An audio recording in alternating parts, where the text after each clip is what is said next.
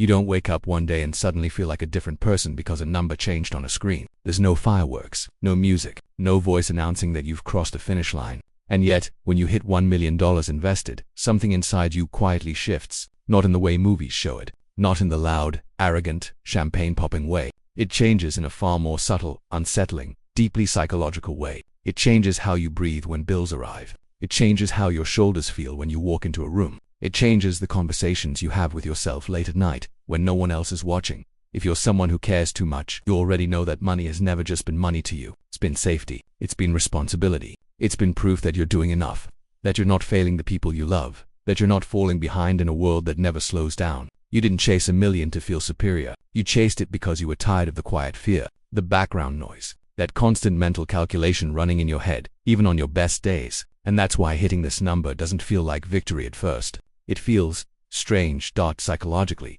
something profound happens here. Before this point, every dollar felt fragile. Behavioral science calls this scarcity framing. Your brain treated money like oxygen in a thin room. Every expense was a threat. Every market drop felt personal. You cared deeply because you had to. Caring was survival. But once you reach $1 million invested, your brain slowly begins to rewire. Not because you're rich, but because the math starts working without your constant supervision. Compounding, which once felt abstract and distant, becomes tangible. You begin to realize that time is now doing more of the work than your effort.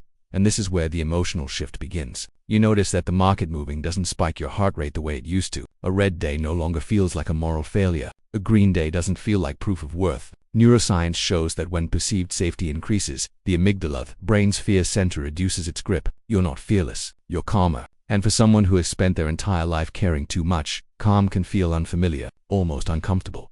There's a quiet grief that can surface here too. No one talks about it. You realize how much of your identity was built around striving, around fixing, around worrying, around being the responsible one. When the urgency fades, you're left asking, if I'm not constantly anxious about money, who am I now? This is the gentle darkness of financial success, the part where freedom arrives without instructions. You may even feel guilt for feeling okay while others are still drowning in the same stress you escaped. Socially, things change in ways you can't fully explain. You become more selective with your energy, not because you think you're better than anyone, but because your nervous system has learned what peace feels like, and it doesn't want to unlearn it. You stop chasing conversations that revolve around panic and comparison. You start noticing how many people are performing wealth while secretly terrified. And because you care too much, you feel that tension deeply. You want to help, but you also realize you can't save everyone without losing yourself again at this level.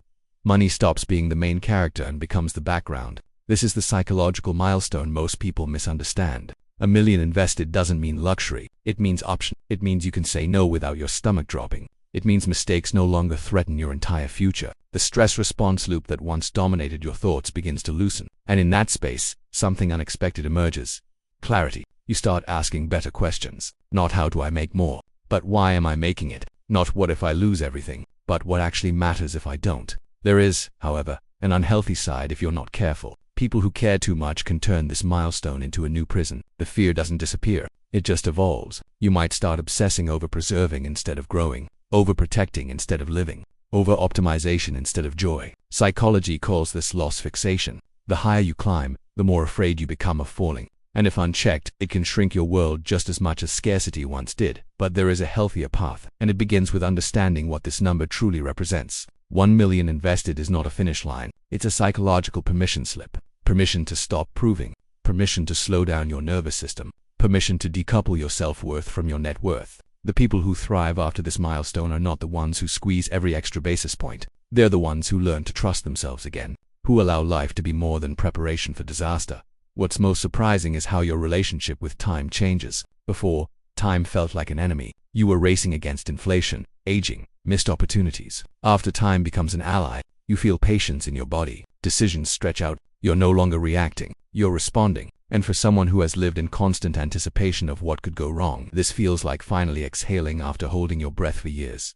The deepest change, though, happens internally. You realize that the version of you who cared too much was never weak. They were protective. They were doing the best they could with the information and resources they had. And now, standing on the other side of that effort, you don't need to abandon that part of yourself. You need to thank it. Caring built this foundation. But now, care can soften. It can evolve from anxiety into intention, from fear into presence. Hitting $1 million invested doesn't make life perfect. It doesn't erase uncertainty or guarantee happiness. What it does is remove the constant hum of survival from your mind, and in that silence, you finally hear yourself, your real values, your real desires, your real limits. That's why everything changes, not because you have more money, but because you finally have space. So here's the question I want to leave you with, quietly, honestly, without pressure. If the fear that's been driving you all these years slowly fades, what kind of life would you choose to build next? And would you allow yourself to live it, not someday, but now?